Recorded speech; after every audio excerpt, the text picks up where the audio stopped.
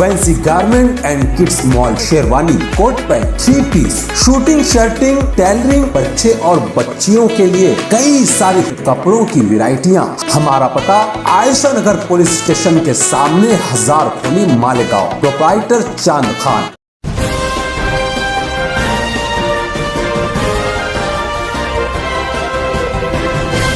मानव समाचार, मानवता के हक में। नंबर के बाद इंतहाई सख्ती से पुलिस का रवैया बहुत तेज हो गया है। वो सिर्फ ये कोशिश में रहती है कि किसी तरह से भी कोई एहतजाज हो और हम वो एहतजाजियों को पकड़ ले ताकि आइंदा एहतजाज होना बंद हो जाए।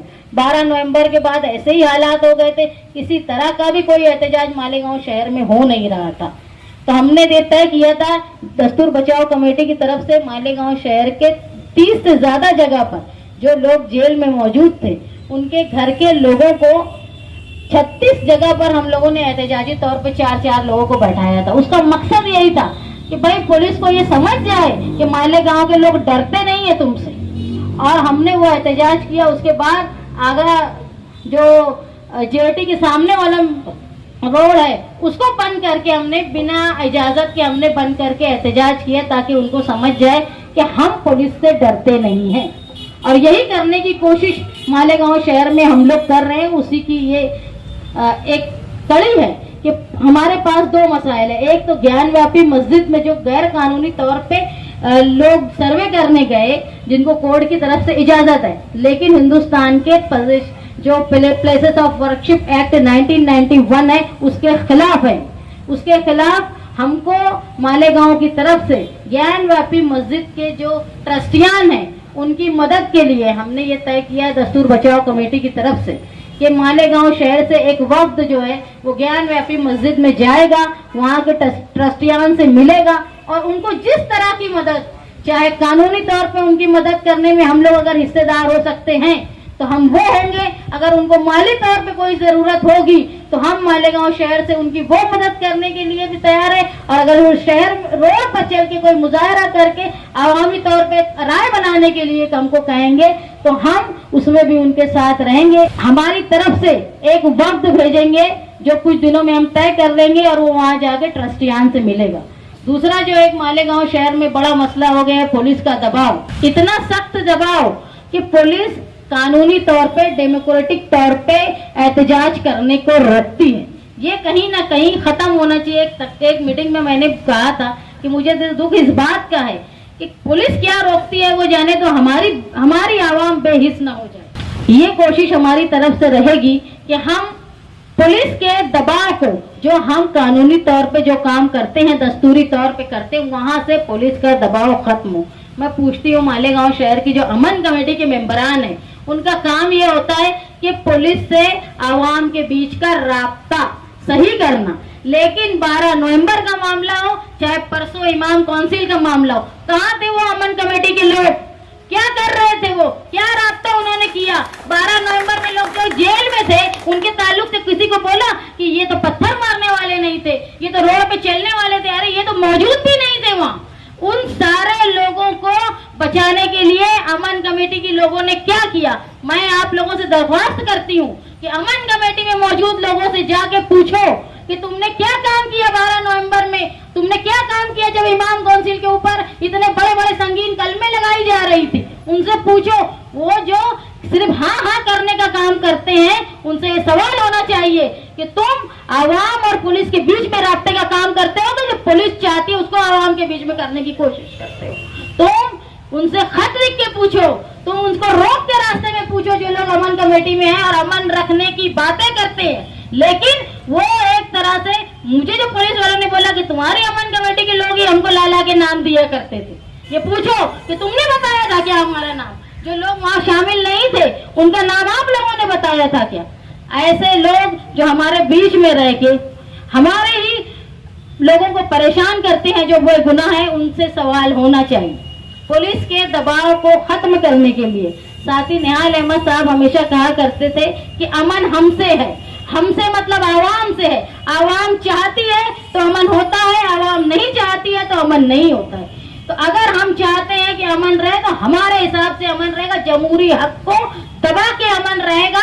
ऐसा हम बर्दाश्त नहीं करेंगे। इसलिए पुलिस के दबाव को खत्म करने के लिए 22 तारीख को साथी निहाल अहमद साहब की सालगिरह के दिन हमने ये तय किया है कि रात में 8:30 बजे मुशावरत चौक में मालेगांव शहर के एमएलए मुफ्ती मोहम्मद इस्माइल साहब और मैं कन्वीनर दस्तूर बचाओ कमेटी हम काली पट्टी लगाकर एहतजाज दर्ज करेंगे पुलिस के खिलाफ कि अब तुमने ना हमको बोलने का हक बचा के रखा है, ना हमको कुछ करने का हक बचा के रखा है, तो हम खामोश होके हमारा एहतजाज दर्ज करेंगे। आप तमाम लोगों से दरख्वास्त है कि इस एहतजाज में आप लोग हमारी मदद करें और पुलिस के जो दादागिरी चल रही है उसके खिलाफ, जब तुम कितने लोगों को दबाएंगे, अगर तुम में हिस्स आ गई तो तुमको कोई दबा नहीं सकता। अमन आवाम से है और आवाम को अपनी ताकत का अंदाजा होना चाहिए। हमारे गुस्से को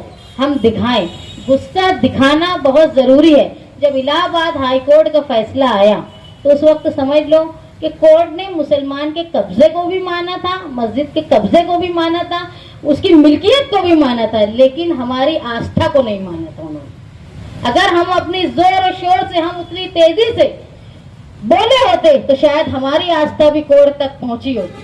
और हमारे जो एहतजाज था जो 1947 से पहले से चल रहा था, मुतनाज़ा जमीन जो 1991 के कायदे में नहीं थी बाबरी मस्जिद की, उसके बावजूद ये हिंदुस्तान के सेकुलर और मुसलमान लोगों के एहतजाज का नतीजा था कि उसको हम 1992 तक बचा पाए।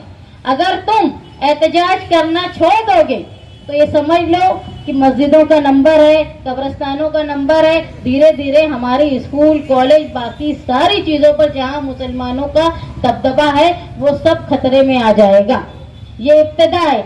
एनआरसी, सीएए, ये सारे जो है वो मुसलमानों को हरासा करने के लिए किया जा रहा है। अगर तुम एहतजाज का रास्ता बंद कर दोगे तो तुमको बेहिस माना जाएगा। और जो बेहिस होता है, देखो एहतजाज की ताकत को, मीडिया की ताकत को तुम मामूली मत समझो। अगर एहतजाज होता है कहीं, मीडिया उसको बताती है, तो सुप्रीम कोर्ट के जो चीफ जस्टिस है वो सुमोटो यानी अपनी मर्जी से केस दाखिल कर सकता है बिना किसी पार्टी के मौजूदगी। तो ये जरूरी है कि हम एहतजाज हमारा दर्ज करें। अगर हम एहतजाज नहीं दर्ज करेंगे तो धीरे धीरे हमारे ऊपर बड़े बड़े और दबाव के काम लाए जाएंगे जो हिंदुस्तान में हो रहे हैं। आप देखेंगे मीडिया सिर्फ वही खबर बताती है जो अक्सरियत चाहती है देखना। हमारी खबर को दबाया जाता है, लेकिन कब तक दबाएंगे? तुम्हारे एहतजाज बड़े होंगे, हमारे एहतजाज हमेशा पुरअमन और कायदे में रहकर होते हैं। उसको हमको बताते रहना है, कोर्ट को भी, हुकूमत को भी और डिपार्टमेंट को भी। डिपार्टमेंट का तो ये हाल है कि परसों के रोज जब इमाम काउंसिल के लोगों ने एहतजाज किया, वो मैंने वीडियो पूरी देखी, उसमें वो लोग बड़ी शराफत से पुलिस के बोलने से पुलिस स्टेशन की तरफ जा रहे थे। अगर किसी ने ये बोला होगा कि मुझे इस तरह से क्यों पकड़ा जा रहा होगा तो कोई गलत बात नहीं थी, क्योंकि जब उनको बोला जा रहा था कि तुम पुलिस स्टेशन चलो तो वो राजी थे, उस रुख की तरफ थे पुलिस स्टेशन की तरफ जाने, लेकिन फिर भी उनके पीछे से कॉलर पकड़ी गई और उनको पुलिस स्टेशन में लेकर गए और 4-6 घंटे तक वो प्रोसीजर चलता रहा और आखिर में मालूम पड़ा कि उनके ऊपर सख्त कलमे लगी हैं, जो कि 16 लोग थे, उनका किसी भी सियासी पार्टी से कोई ताल्लुक नहीं था। ये लोग इमाम हैं। इमाम का मतलब होता है लीडर। वो ऐसे लीडर थे जो बिना किसी सियासी पार्टी के लीडरी कर रहे थे अपने मजहब के लिए। वो वाकया जब हुआ, हमारे पास बात आई तो मैं, मुस्तकीम, रिजवान सर और बाकी जो लोग मौजूद थे पार्टी ऑफिस में, हम लोग वहां गए। हमने बहुत कोशिश की, लेकिन हमारे जाने से पहले ही FIR दर्ज हो गई थी। कई बार मुफ्ती साहब का फोन आया मुस्तकीम को, उन्होंने भी, वो शहर में नहीं थे, उन्होंने भी हालात को जानने की कोशिश की, लेकिन वो इतनी ताखिर से आने वाले थे जब तक सारे मामला खत्म हो गए थे। मैं कल मछली बाजार में मैयत में गई, वहां से बाहर निकली तो मुझे एक प्रेस रिपोर्टर ने बोला कि हर जगह आप लोग क्यों होते हो, कोई दूसरी सियासी पार्टी के लोग क्यों नहीं रहते? पुलिस स्टेशन में भी आप लोग जाएंगे, कोर्ट में भी आप लोग जाएंगे, तुम्हारे शौहर जेल में भी जाएंगे, हर जगह तुम लोग ही क्यों हो, दूसरे लोग क्यों नहीं है? मेरी भाई उनसे पूछो कि वो क्यों नहीं है।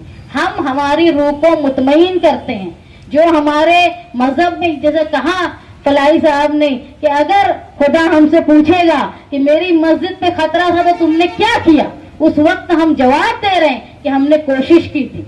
हम लीडर हैं, हमारे ऊपर फराइज ज्यादा है। अगर कोई लीडर ये बोलता हो कि मुझे तो मालूम ही नहीं हुआ कि मैं इतना बड़ा वाकया हो गया, तो वो काहे का लीडर जो 4-6 घंटे में शहर में क्या हो रहा है उसको मालूम नहीं।